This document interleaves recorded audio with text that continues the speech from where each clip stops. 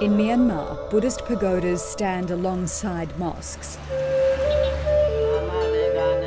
Followers of both faiths have lived side by side for centuries. But as a military-run dictatorship transitions into a free and open nation, religious violence threatens to tear the country apart. Don't buy anything at a Muslim shop. Don't buy a car from a Muslim car dealer. This propaganda is widespread now, and the government doesn't stop it. Long cultivated hate and mistrust of Muslims has erupted, leaving more than 250 dead and over 140,000 homeless.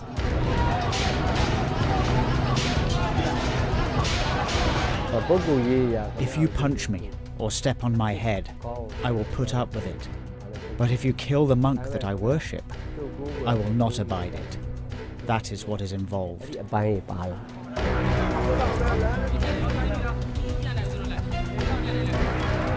National identity is challenged and moderate views are being drowned out.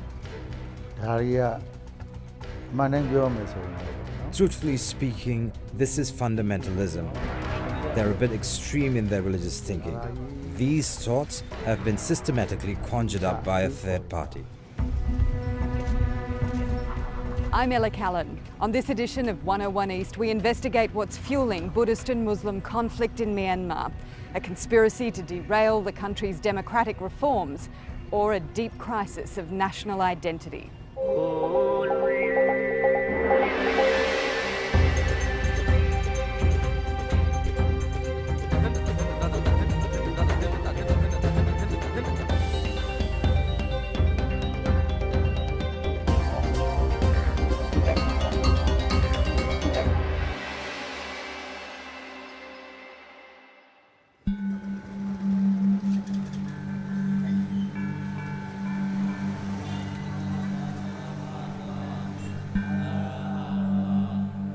One of the most beautiful sights in Myanmar is the monks in the early morning collecting food from their followers.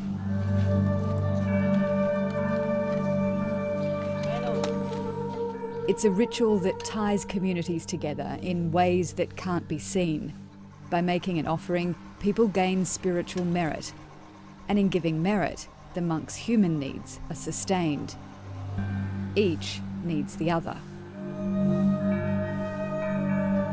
But lately, Buddhism in Myanmar has come to signify something different. Monks stand accused of driving violence against Muslims.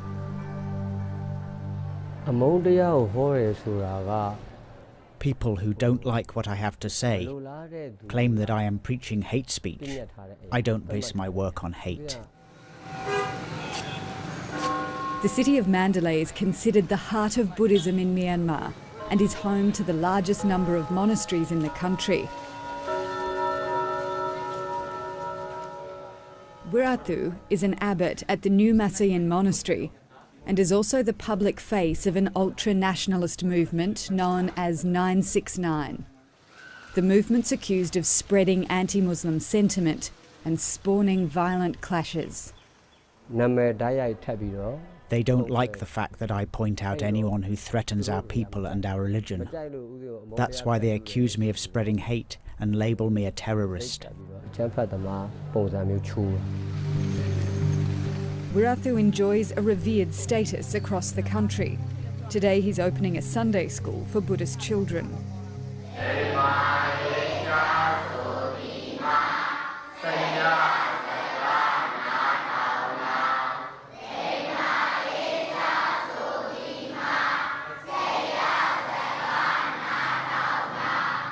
From a young age in Myanmar, the idea is reinforced that Buddhism is more than a religion. It's the nation's identity. And monks are the moral authority.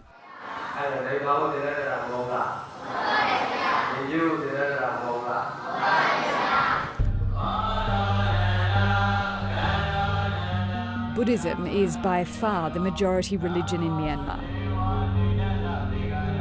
But there's a deep fear that Islam is spreading and posing a threat to Buddhist dominance.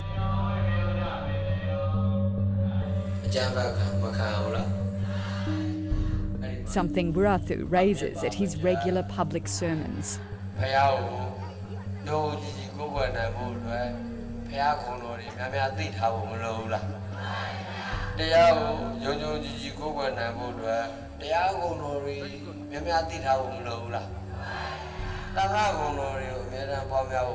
Burathu sees it as his duty to defend the nation and Buddhism.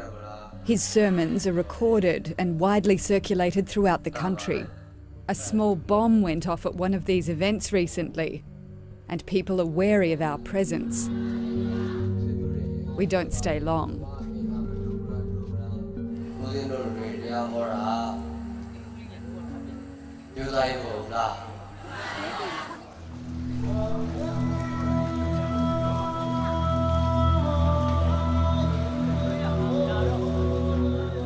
Fear and animosity towards Islam sprouted during colonial times, when Indian Muslims were recruited to serve in the British administration and placed on a higher social tier.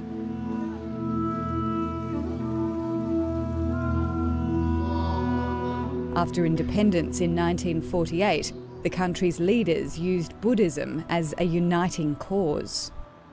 We've seen violence in previous decades by Buddhist populations against Muslim populations, but what's new is that this information is readily available and transmissible. People are using Facebook, mobile phones, and so you get a much greater resonation. Every time there's an issue, every time there's a spark, it's much more likely to turn into a fire. Richard Horsey has been working in Myanmar for 20 years and is looking into the causes of the recent violence. If you look at the numbers of victims and who's affected by this, it's overwhelmingly the Muslim population. But there are cases of retaliation, and particularly in Rakhine State, we've seen real intercommunal tensions and violence and issues on both sides. Rakhine State in western Myanmar is where the clashes started. In 2012, violence erupted against Rohingya Muslims, seen as imposters from neighbouring Bangladesh by many in the country. News of brutality by both Buddhists and Muslims spread quickly across Myanmar, where information had previously been controlled by the military government.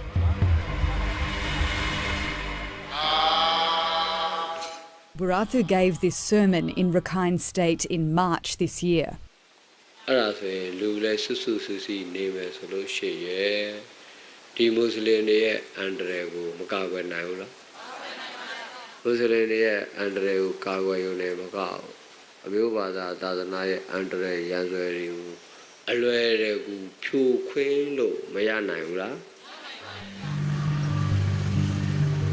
"969's message has resonated with Buddhists across the country. The numbers relate to attributes of the Buddha and his teachings.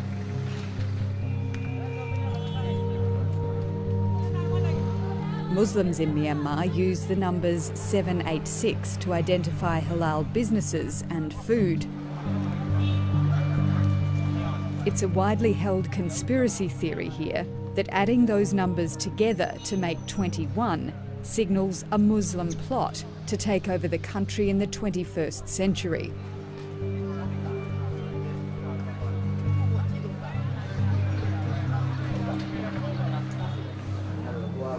Despite these tensions, there are some who see a different side to Burathu. In the conventional sense, we are walking separate paths. One could say that we are two people who were never supposed to meet. But even though I can't stop Burathu spreading hate speech in his sermons, I was able to ask him to stop his group before things escalated in Mandalay. When I go to him, he listens.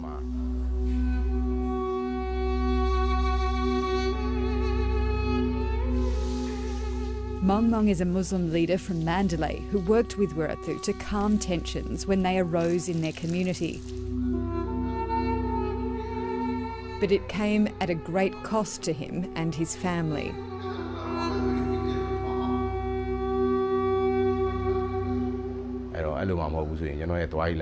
They said that they won't take any responsibility for my security when I'm traveling around Buddhist neighborhoods. Later on, they included my children in the threats. It's also with me.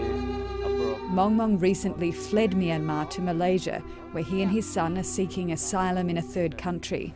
They do not like me, so they threaten me. The death threats have continued, and not only from Buddhists.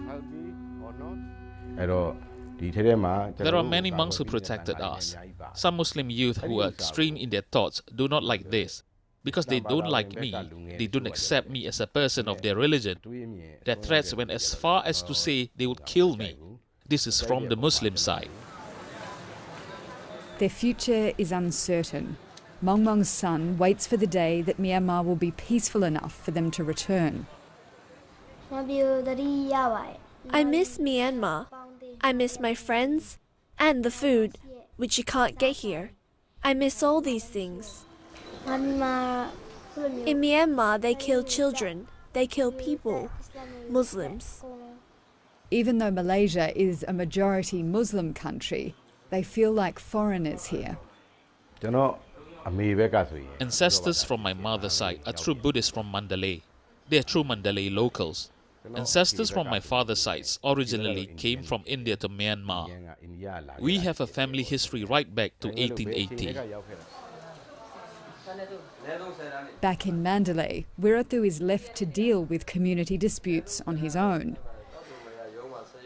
To have lost Mong Mong, a person who could have cooperated with me toward peace, is like having one of your two hands cut off. Therefore, I am sad about it. A steady stream of people queue each day to seek Wirathu's advice and arbitration.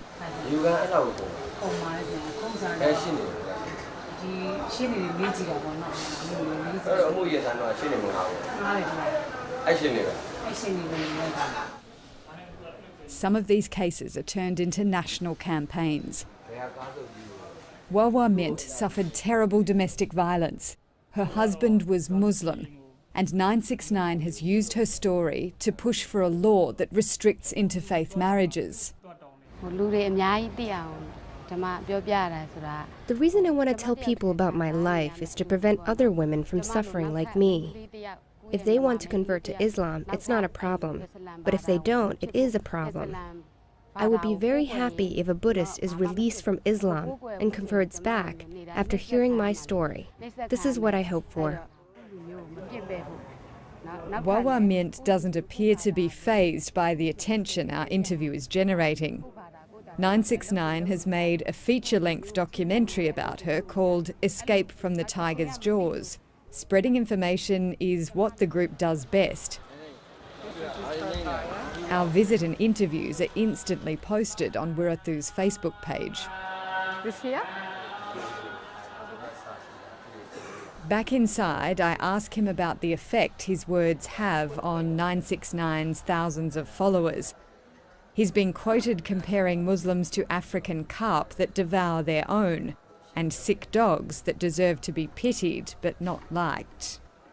I admit to using the term African carp. I started using the analogy 10 years ago. It's also true that I've met with peace leaders. If I have to give you an example, it's like America. They want peace, and Obama won a Nobel Peace Prize for his efforts. But at the same time, Obama attacked Afghanistan with drones. I'm not as bad as that. What is your definition of hate speech?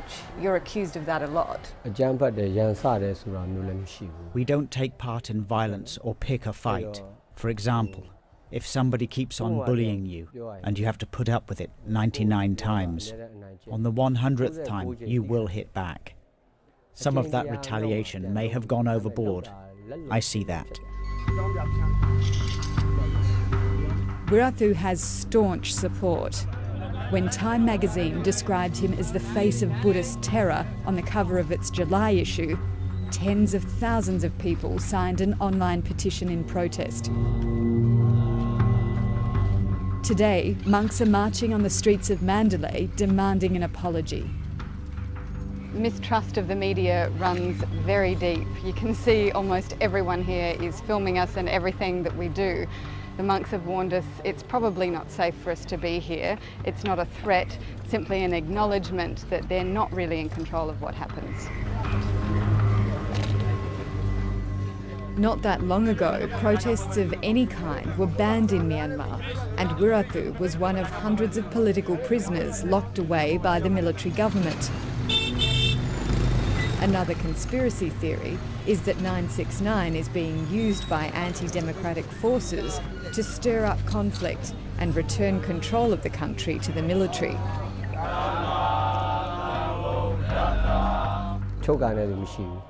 There is no one controlling me. I am not working on orders from the president, and there are no cronies behind me. I am working for my own beliefs. Myself, my life, is the result of my own actions.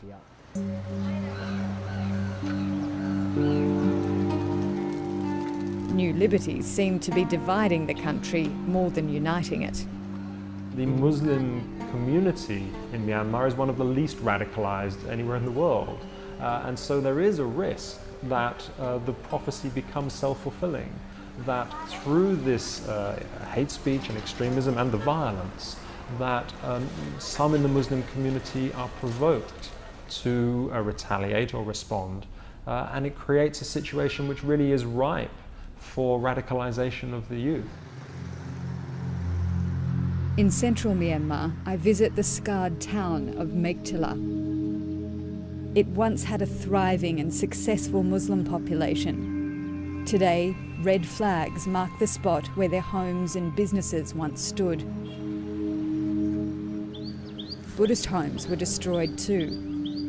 In March, mobs went on a rampage through the streets, burning and killing. It started with an argument in a gold shop between a Muslim merchant and a Buddhist customer. The incident at the gold shop started at 11 a.m. When it happened, I didn't dare go anywhere close to the gold shop because I am a Muslim and many people know me. Before the conflict, DVDs from the Buddhist 969 group were distributed in our area, showing what happened in Rakhine State. When Buddhists at the bottom rung of society suffering economic woes saw the DVDs, it built anger in their hearts. All but one of the mosques in the city was set ablaze. A monk was then dragged from a motorbike and hacked to death. In response, Buddhist mobs began beating Muslims to death in full view of cameras and in front of police.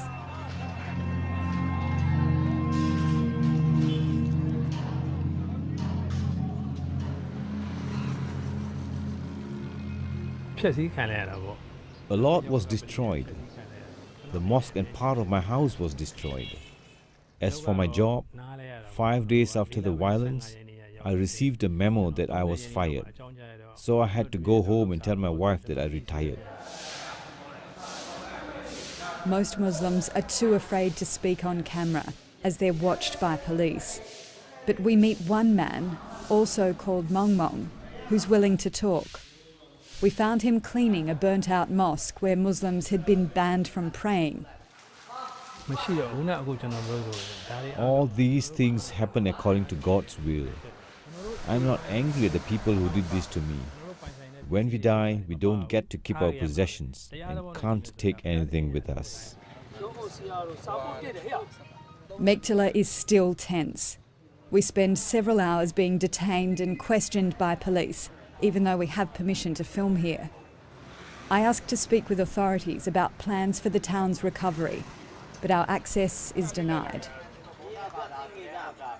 To get more information, Mong Mong leads us outside of town, where we can speak openly. I was soon surrounded by people wanting to tell me their horrific stories.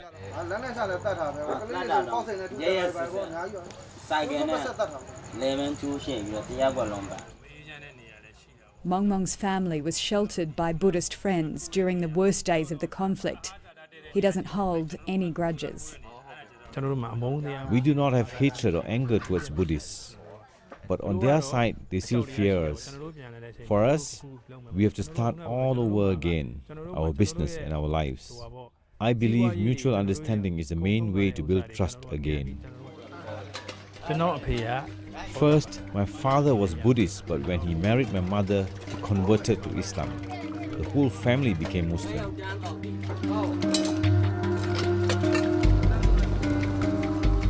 Those who haven't been able to settle in other towns are stuck in refugee camps. Our requests to film inside the camp are denied, but at the front gates, people tell us up to 4,000 Muslims still shelter in camps, and around 400 Buddhists are housed separately. They have enough food, but sanitation is poor. People tell us they haven't been granted permission to go home and have no idea how long they'll have to stay here. Back in central Meiktila, we visit the scene where the worst of the violence took place. This is what remains of the Himiyatul Islamic boarding school. From accounts pieced together using videos and eyewitnesses, 36 students and teachers are said to have been killed here.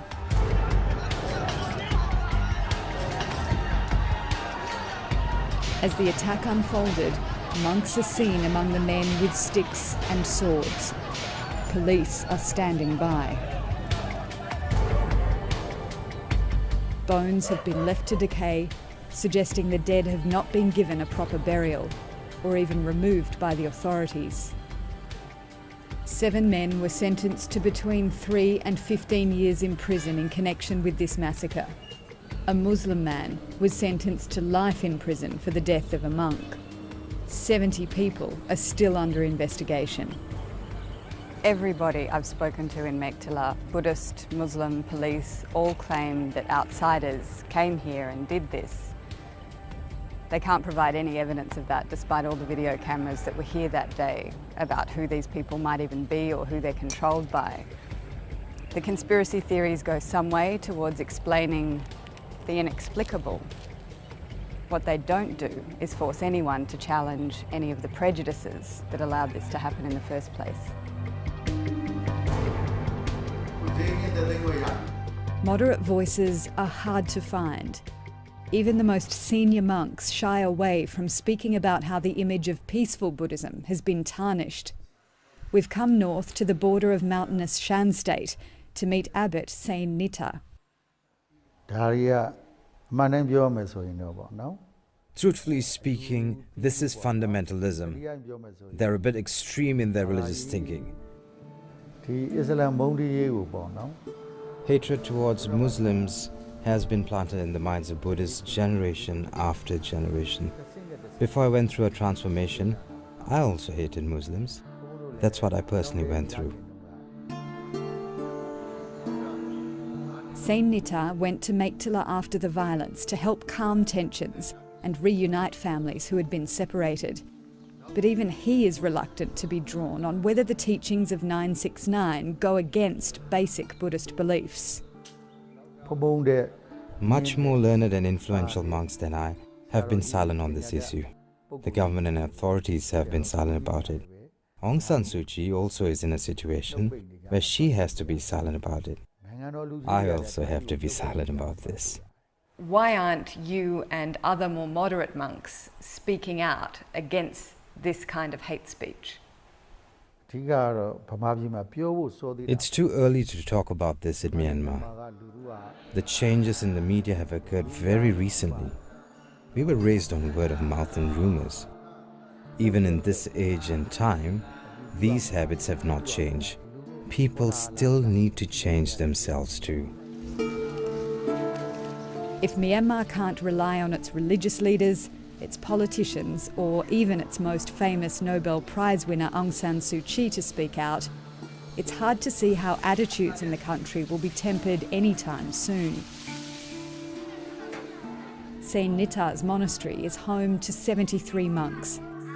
Wirathu's monastery has 3,000. There are far more people and monks in Myanmar who are tolerant towards Muslims. Those who are most active are more obvious. The silent are invisible. In today's more open era, it's hard for people to see beyond religion when it comes to defining Myanmar's national identity.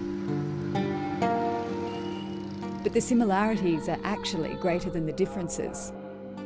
If diversity can be seen as a strength, everyone in Myanmar might find freedom from fear and freedom from hate.